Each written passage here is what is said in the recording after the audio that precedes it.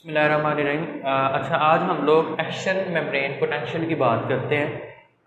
After resting membrane potential यानी कि polarisation के बाद जब पोल्स बनते हैं पॉजिटिव और negative, positive are present more outside than inside 100 times और 20 times negative are present inside than outside. ये कल हम बात कर चुके हैं रेस्टिंग मेम्ब्रेन पोटेंशियल। आज रेस्टिंग मेम्ब्रेन पोटेंशियल क्या होता है? Basically action membrane potential is stimulated by threshold stimulus. For example this is a neuron. इस न्यूरॉन के अंदर से जब नर्व इम्पल्स ट्रेवल करती है तो कल हमने बात की थी कि before conduction of action potential across the membrane और before conduction of nerve impulse positive ions are present outside the membrane 100 times and 20 times present inside the membrane. So neuron, ये थी हम लोगों के पास रेस्टिंग मेम्ब्रेन पोटेंशियल की situation. जब एक neuron के अंदर से जिस पॉइंट से मेम्ब्रेन नर्व इम्पल्स क्रॉस करती है तो चार्जेस आर रिवर्स्ड बिकॉज वहाँ पे पोटेंशियल प्रोड्यूस होता है, चार्जेस रिवर्स्ड हो जाते हैं। तो यहाँ पे for example this is the point of connection of neuron, जिधर से नर्व इम्पल्स क्रॉस कर रही है तो इधर बाहर नेगेटिव आइंस ज़्यादा हो जाएंगे और अंदर पॉजिटिव आइंस ज़्यादा हो जाएंगे। ठीक है, ये होता कैसे? जब कोई स्टिमुलस मिलता है, मसल्स कॉन्ट्रैक्शन की बात करते हैं, जब मसल कॉन्ट्रैक्शन रिलैक्सेशन करते हैं तो उसके नतीजे में भी मसल्स के पास जो न्यूरॉन्स होती हैं, न्यूरॉन्स के अंदर भी जब स्टिमुलस मिलता है कि एक मसल ने कॉन्ट्रैक्ट था, अब उसने रिलैक्स होना है। सिमिलरली अगर हम पोटेंशियल की बात करते हैं कि पहले रिलैक्स था यानी कि रेस्टिंग हालत में था, अब वो एक्शन पोटेंशियल की हालत में आ रहा है। सिमिलरली पहले जो मसल्स था वो कॉन्ट्रैक्ट था, अब उसने वापस अपनी रिलैक्स्ड स्टेट में आना है। तो उस केस में भी क्या होता है, उसको बेसिकली स्टिमुलस मिला है तो उसकी उस मसल कॉन्ट्रैक्शन की बात करें तो उसमें प्रोटीन्स, एक्टिन मायोसिन प्रोटीन के बैंड्स जो वो क्या हुए थे, basically under goes shifting sliding filament model में लास्ट चैप्टर में हमने बात की है। तो इसमें बेसिकली चार्जेस आर रिवर्स। अब हम इसके फैक्टर्स को देखते हैं कि ये कौन कौन से फैक्टर्स एक्शन मेम्ब्रेन पोटेंशियल पे इफेक्ट करते हैं। Number 1, sodium potassium ions movement.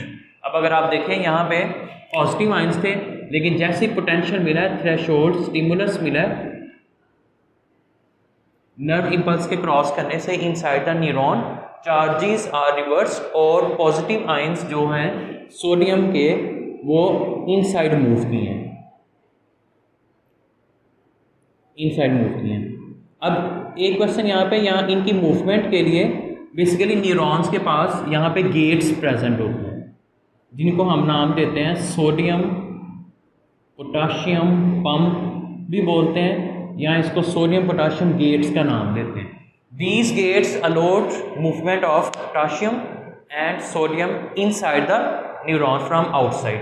तो इसकी वजह से जब वो मूव करते हैं, आइंस मूव करते हैं, तो चार्जेस भी ऑब्वियसली रिवर्स्ड हो जाते हैं, अपोजिट हो जाते हैं। पॉजिटिव वाले अंदर आ गए, पॉजिटिव वाले अंदर आ गए, नेगेटिव वाले बाहर चले गए, और जिसकी वजह से पैसेज ऑफ इम्पल्स भी होती है, यानी कि कंडक्शन भी इसको बोल सकते हैं, conduction of nerve impulse inside the neuron.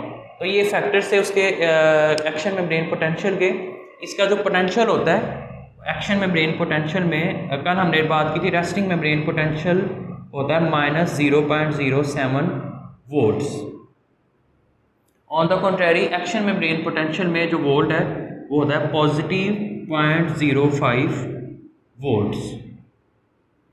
ठीक है, तो ये very important objective point of view से कि रेस्टिंग मेम्ब्रेन में और एक्शन मेम्ब्रेन में कितना होता है। एक पॉइंट को अगर हमने स्किप कर दिया था रेस्टिंग मेम्ब्रेन पोटेंशियल में, रेस्टिंग मेम्ब्रेन पोटेंशियल में पोलराइज्ड स्टेट होती है। पोलराइज्ड, पोल्स आइंस प्रेजेंट होते हैं इनसाइड भी और आउटसाइड, चार्जेस रिवर्स नहीं होते, no conduction of nerve impulse. अगर हम एक न्यूरॉन की बात करते हैं, रेस्टिंग वाली कल की थोड़ी सी बात करते हैं, तो बाहर पॉजिटिव आइंस ज़्यादा प्रेजेंट है, inside positive negative ions are present. So in resting membrane potential there is no conduction of nerve impulse, charges reverse भी नहीं हो रहे, पोल्स अपनी अपनी जगह पे हैं, तो इस स्टेट को हम नाम देंगे polarization. This is polarization. On the contrary, इस स्टेज में जो एक्शन मेम्ब्रेन पोटेंशियल है जिसमें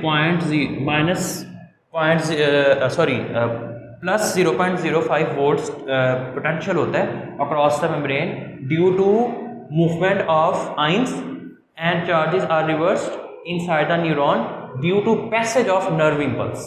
तो ये बात आपने याद रखनी है कि चार्जेस रिवर्स क्यों होते हैं बेसिकली। अब एक बात इधर भी इंपॉर्टेंट है कि न्यूरॉन की सब न्यूरॉन की स्पेस पे नर्व इम्पल्स क्रॉस नहीं करती। जिस जगह पे ये पॉइंट है नर्व इम्पल्स के क्रॉस करने का, तो उधर से देखें आप चार्जेस रिवर्स हुए हैं, बाकी चार्जेस वैसे ही हैं। अब जब इस स्टेज पे इस साइड पे नर्व इम्पल्स क्रॉस करेगी न्यूरॉन के, तो यहाँ पे चार्जेस रिवर्स होंगे। बताने का मकसद ये है कि ओवरऑल न्यूरॉन के ऊपर चार्ज जो रेस्टिंग स्टेट में वही रहता है।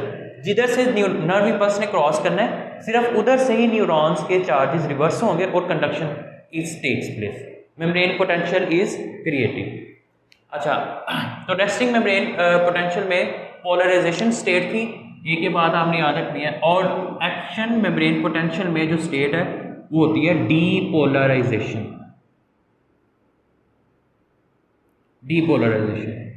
डीपोलराइजेशन का मतलब ये है कि जो पोलराइज्ड स्टेट थी वो आइंस अब रिमूव नहीं हुए बेसिकली। डी बोलते हैं ना रिमूवल को, रिमूव नहीं हुए बेसिकली, वो अपोजिट हो गए हैं, रिवर्स्ड हो गए हैं। इसलिए हम इस स्टेट को नाम देते हैं एक्शन मेम्ब्रेन में डीपोलराइजेशन। अब जब इम्पल्स क्रॉस कर जाती है तो दोबारा से ये वाली स्टेट आ जाती है रेस्टिंग में। हर वक्त एक्शन मेम्ब्रेन पोटेंशियल न्यूरॉन के ऊपर चार्जेस हर वक्त रिवर्स नहीं रहते, वो अपनी रिलैक्स्ड स्टेट में, रेस्टिंग स्टेट में दोबारा से आते हैं। ठीक है, तो पहले पोलराइजेशन स्टेट होती है जब नर्व इम्पल्स क्रॉस करती है at the point of connection या न्यूरॉन पे, तो चार्जेस रिवर्स हो जाते हैं और उस स्टेट को हम डीपोलराइजेशन का नाम देते हैं because conduction is takes place और आइंस जो है वो चार्जेस मूव कर रहे होते हैं। उसके बाद दोबारा वो अपनी असल हालत में आते हैं, रेस्टिंग स्टेट में आते हैं, उसको हम दोबारा से पोलराइजेशन स्टेट, उसको पोलराइजेशन का नहीं नाम देंगे, उसको हम नाम देंगे repolarisation.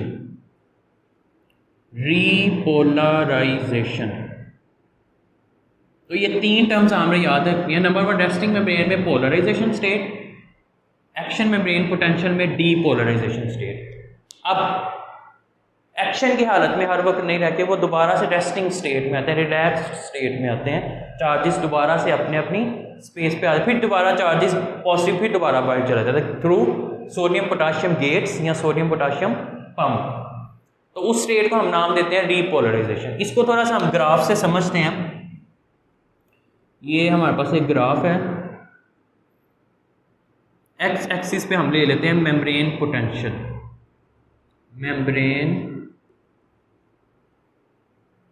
Potential in volts. Forget about it, वो एक्शन है या रेस्टिंग है, हमने जनरल मेम्ब्रेन पोटेंशियल की बात की है। उसके बाद इधर हम देखते हैं टाइम। अच्छा, ये जो काम है ना ये बेसिकली मिली सेकेंड्स में होता है। पहले पोलराइजेशन, जैसे नर्व इम्पल्स क्रॉस किया न्यूरॉन के अंदर, चार्जेस रिवर्स हुए हैं, कंडक्शन टेक्स प्लेस, जो वोल्ट है वो कितने हो गए 0.05 पॉजिटिव। उसके बाद हो गई डीपोलराइजेशन, दोबारा से फिर रीपोलराइजेशन। तो ये जो स्टेप है पोलराइजेशन का नर्व इम्पल्स के क्रॉस करने से, ये मिली सेकेंड्स में होता है अक्रॉस द मेम्ब्रेन। ठीक है, तो सबसे पहले आपके पास कौन सी स्टेट होती है, resting membrane potential. This is resting membrane potential, जिसको RMP का भी हम नाम देते हैं। उसके बाद जब थ्रेशोल्ड स्टिमुलस मिलता है, जब एक्शन स्टेट में दोबारा आती है डीपोलराइजेशन, तो ये स्टेट जो है इसको हम नाम देते हैं, इसको हम नाम देंगे दिस इज रेस्टिंग मेम्ब्रेन इतना, और this is action membrane potential.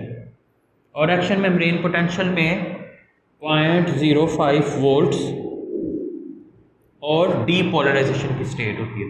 उसके बाद मैंने बताया कि दोबारा से चार्जेस रिवर्स जो हैं वो दोबारा अपनी रेस्टिंग स्टेट में, रिलैक्स स्टेट में जाते हैं, उस स्टेट को हम नाम देते हैं रीपोलराइजेशन।